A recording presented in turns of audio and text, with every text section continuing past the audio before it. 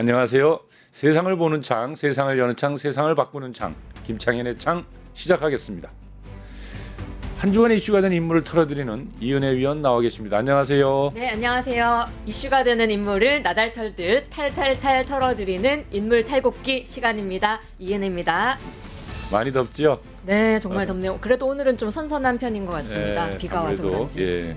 어디 휴가는 다녀오셨어요? 네, 한 지지난주쯤에 삼척 갔다 왔어요. 아 예. 그래도 뭐 한여름 잘 보내셨네요. 네, 삼척에서. 어느덧 여름이 벌써 가는 건가 싶다가도 힝 속았지 하면서 다시 더워질 거라고 사람들이. 예. 그래도 입추 말보기 지나니까 아무래도 좀 나아질 겁니다. 그죠? 네. 예. 그래.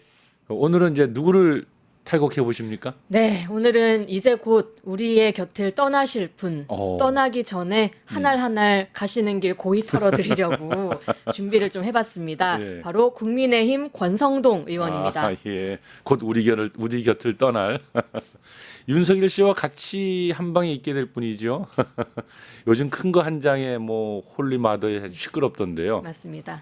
한참 시끄러운 현황부터 한번 정리해 볼까요? 네, 국민의힘 권성동 의원이 윤석열이 당선됐던 지난 2022년 대선에서 그 통일교 측으로부터 금품 그리고 쇼핑백을 건네받았다 이런 정황이 잇따라서 보도되고 있습니다. 먼저 김건희 특검은 통일교 2인자였던 윤영호 전 세계본부장의 다이어리를 입수했는데요. 여기에 권성동 의원과의 점심 약속 빼곡히 적혀 있었고 권성동 일정 옆에 큰 거 한 장이라고 써져 있었습니다. 큰 거 한 장. 네, 큰 거 한 장.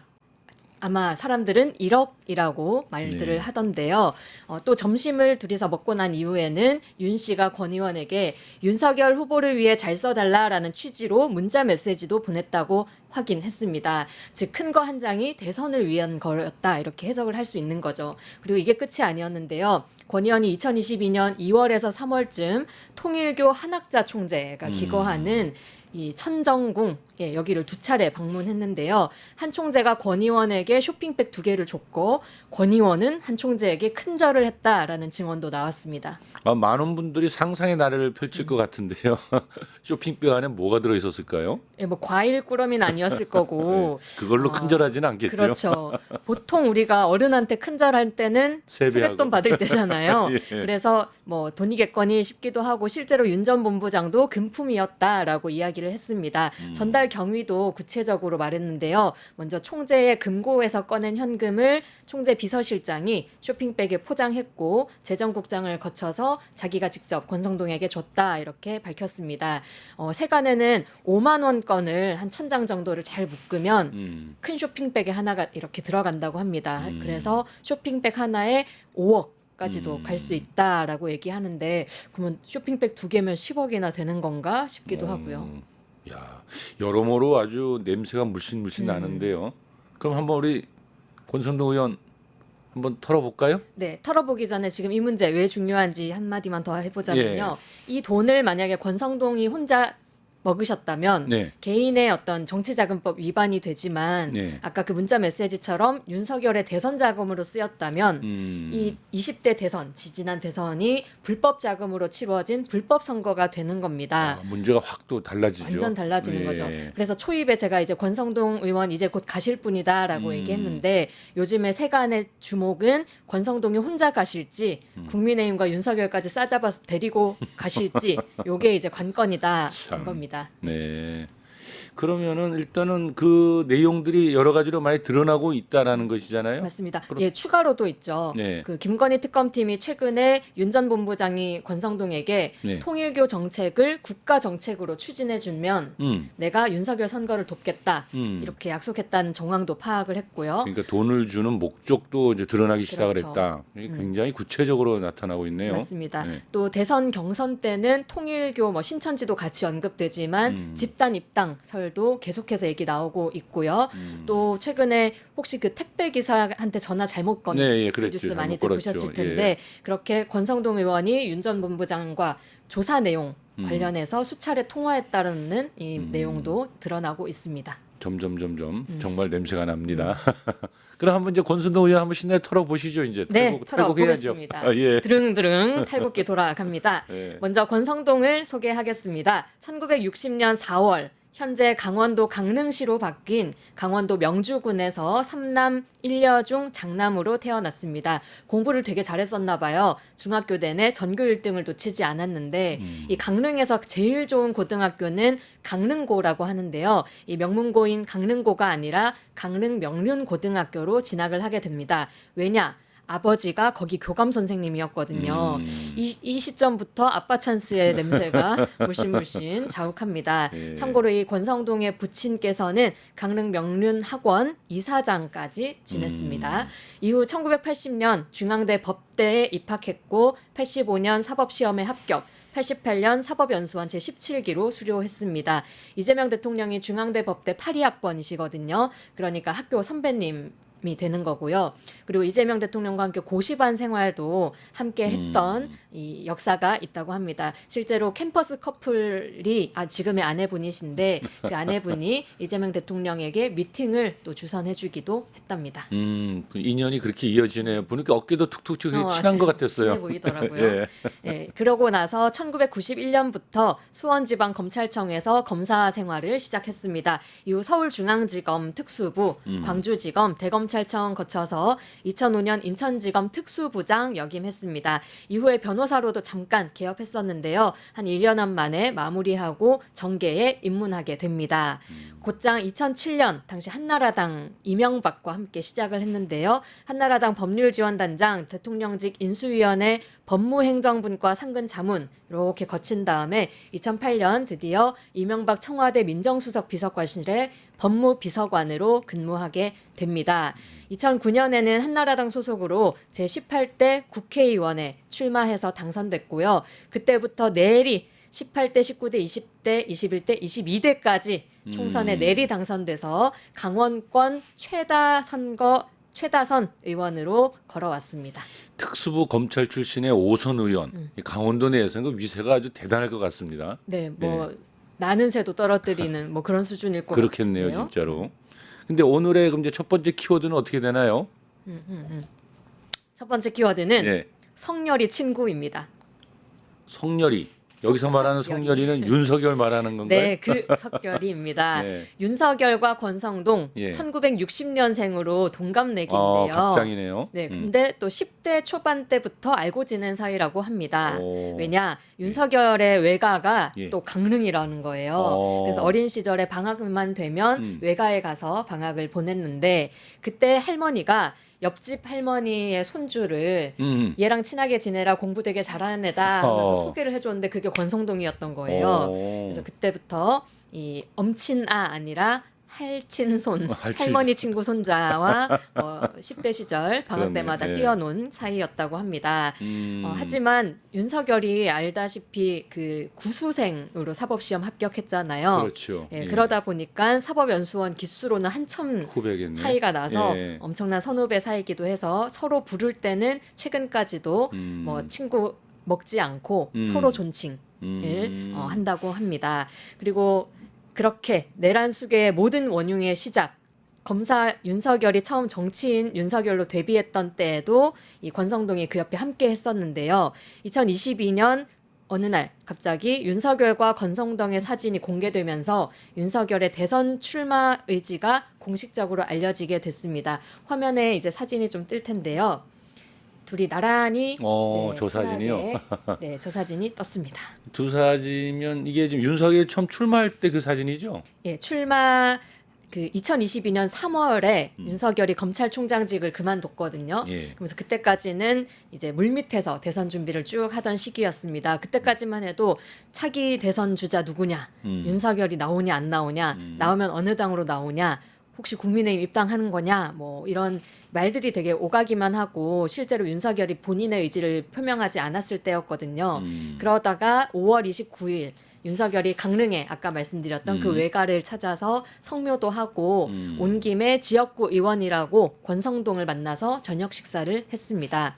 이때 이제 두 사람이 같이 찍은 사진이 모든 언론에 헤드라인을 장식하게 되는데요. 둘의 회동 내용도 그때 공개가 됐습니다. 권성동이 무조건 대선 후보로 나오셔야 됩니다.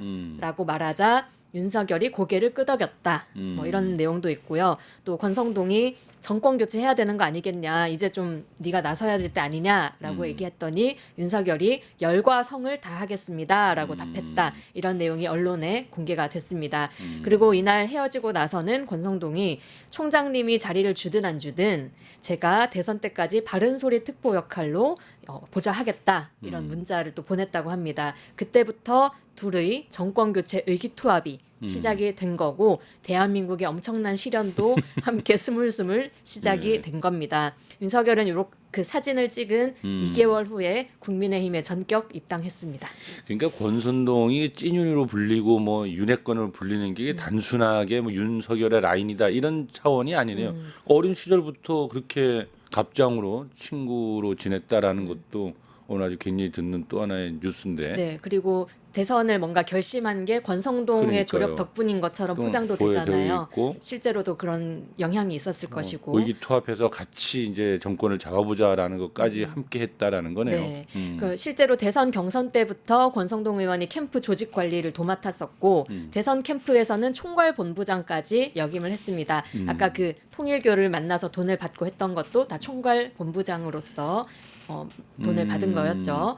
그리고 한마디로 그러면 그 돈이 꼭 권선동이 혼자 받아서 먹었다고 볼 수 없을 것 같은 느낌도 드네요. 그렇죠. 실제로 정권을 창출하기 위한 어떤 가장 선두에 있는 사람으로서 이렇게 했겠죠. 예.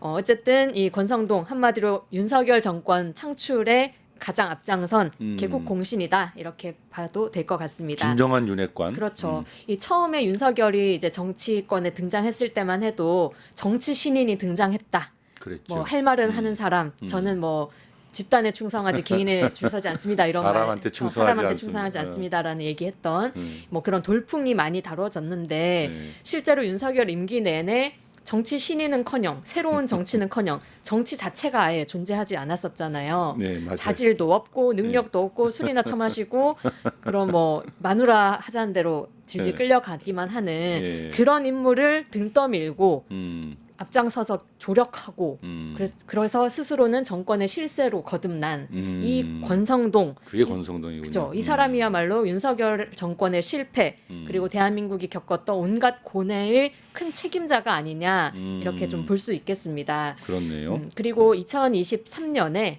많이들 재밌게 보셨을 텐데 SNL 코리아에 주현영 그 개그우먼이 맞아, 나와서 있었죠. 주 기자가 간다라는 프로그램이 있거든요. 맞아요. 이제 뭐 정치인들 앉혀놓고 좀 난감한 질문 던지는 그런 네. 형식인데 이때 주 기자가 윤핵관 4인방으로는 권성동, 장제원, 이철규, 윤한홍 의원이 있는데 이 중 누가 얼짱이라고 생각하십니까? 라고 물었거든요. 그때 권성동이 나머지는 다 3선 아니면 재선이고 나만 4선 의원이기 때문에 내가 단연 1장이다. 내가 대장이다. 이렇게 대답하더니 그 대장이라는 의미는 윤석열과 운명을 같이 하는 사람이다. 라는 뜻이다. 이렇게까지 말을 했습니다. 자타가 공인하는 윤핵관의 일장이자 대장님 부디 윤석열과의 운명을 피하지 말고 즐기시기를 바랍니다. 정말 딱 맞는 말을 했네요. 운명을 함께 하겠다. 정말 멋지네요. 네, 대신하지 않고 계속 가시면 좋겠습니다. 같이 들어가겠다. 네. 다음 키워드는요. 네, 다음 키워드 그때는 맞고 지금은 틀리다입니다. 예. 키워드 설명하기 전에 예. 제가 연설을 한 문단을 읽어볼 텐데요. 누구의 말일까 한번 들어보십시오. 탄핵은 법치주의의 예외 없는 적용을 통해 모두가 법 앞에 평등하다는 헌법의 근본 원칙을 확인해주는 장치입니다. 권력에 취해 자신은 법 위에 군림한다고 착각하는 위정자를 겨누는 정의의 칼이 되는 겁니다. 국민이 만들어온 대한민국을 민주주의의 적들로부터 지켜주십시오. 피청구인에 대한 파면을 통해 정의를 갈망하는 국민이 승리하였음을 소리 높여 선언해 주시기를 바랍니다. 멋진 말인데요. 어떻게 이번 탄핵 때 나온 발언인가요? 이게 누가 한 말이에요? 권선동 의원인가? 아니 권선동 의원이 이런 이런 얘기가 말을 없는데 그죠? 그런 말을 했을 리가 있나? 사실은 예. 2016년 박근혜 탄핵 당시에 탄핵 심판 국회 소추위원장을 권성동이 법사위원장을 맡았는데 하고 예, 있었군요. 법사위원장으로서 그때 권성동의 그 탄핵 변론 최후 변론의 내용이었습니다. 심지어 이 변론 중간 중간에 감정에 복받쳐서 눈물을 머금기도 했었는데요. 그때 목소리 좀 준비해봤거든요. 네. 잠깐 들어보겠습니다. 세계가 놀라는 한강의 기적과 민주주의를 동시에 성취하였습니다. 그 과정에서 우리 국민은 개인의 아디보다는 공동체를 앞세웠고 자유와 정의 수호의 대의를 위해 자신을 희생해 왔습니다. 우리 국민은 개인의 안위와 공동체를 앞세워 이렇게 울먹이면서 연설을 하셨습니다. 하지만 이번 그거 하지 마. 하지 마. 그러지 마. 좀 여러 번 돌려봤는데 너무 웃기더라고요. 너무 웃겨. 저 때는 좀 박수 받고 왜냐하면 그 소추위원장 역할 예. 제법 잘했다 이런 예. 평가가 있어서 저 장면 멋있다고 회자가 많이 됐는데 지금 보니까 너무 웃긴 거예요. 오글오글거리네. 오글오글하고 그 우리 국민들은 그거 하지 말니까. 알겠습니다. 아무튼 하지만 이때 이 탄핵 국면에서 권성동 의원 이번 탄핵 국면 때와는 너무나 다른 모습입니다. 특히 법리 해석 부분이 참 많이 바뀌었는데요. 몇 가지만 좀 짚어보겠습니다. 가령 윤석열 때 박근혜 탄핵 소추 국회 표결 직전에 권성동 이렇게 말했습니다. 박근혜 대통령의 행위가 헌법과 법률을 위반한 것이냐 여부는 중학교만 나와도 쉽게 판단할 수 있는 거다. 국민의 뜻을 따르는 게 국회의원의 바른 태도다. 보수의 생명은 책임감과 도덕성이다. 탄핵하지 않으면 우리가 어떤 얘기를 해도 받아줄 국민이 없다. 박근혜 때 이렇게 얘기했습니다. 보수의 생명은 책임감과 도덕성. 탄핵하지 않으면 그 어떤 말도 국민들이 받아주지 않는다. 이거 굉장히 맞는 말인데요. 그렇죠. 그랬던 권성동이 그랬던 이번 권성동이 2024년 12월 윤석열 탄핵안이 국회에 통과하자 이렇게 말합니다. 계엄 선포가 헌법을 위반했는지 여부는 헌재가 결정하는 거다. 이렇게 말했습니다. 아니 이번에야말로 더더욱 중학교만 나와도 아니 초등학교만 나와도 윤석열이 헌법을 위반했다라는 여부는 누구나 알 수 있는 거잖아요. 8년 전에는 국민의 뜻이 맞다라고 하더니 이번에는 국민 의견 필요 없고 헌재가 결정하는 거다라고 입장이 바뀐 겁니다. 그리고 또 다른 하나만 더 짚어보자면요. 헌법재판관 임명 구조에 대해서도 논란이 그때도 있었고 이번에도 있었는데요. 이 역시 달라졌습니다. 2017년에는 헌법재판관의 후임을 대법원장이 지명하고 그것에 대한 임명을 대통령 권한대행인 황교안 총리가 임명하는 절차 지금부터 밟아야 합니다라고 주장을 했습니다. 하지만 이번에는 대통령 권한대행은 대통령 거리 시에는 헌법재판관을 임명할 수 있지만 대통령 직무 정지 시에는 임명할 수 없다고 봐야 합니다. 이렇게 바꿔서 말을 했습니다. 그래서 제가 이분이 지금 했던 그 정반대 발언, 요건 좀 어떻게 준비가 되어 있나요? 아니요. 넘어가면 될 것 준비 안 되어 같습니다. 있습니까?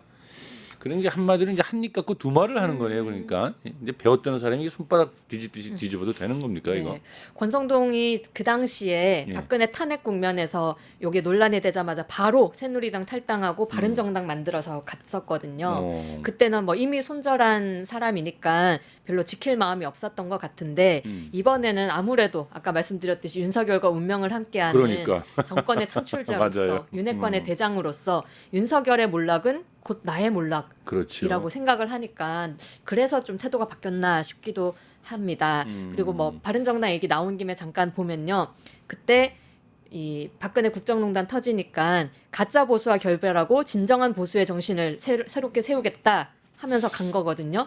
근데 5개월 만에 다시 보수 단일화를 통해서 정권을 재창출하겠다라면서 5개월 만에 다시 바른정당 탈당하고 새누리당 후신인 자유한국당으로 입당을 했습니다.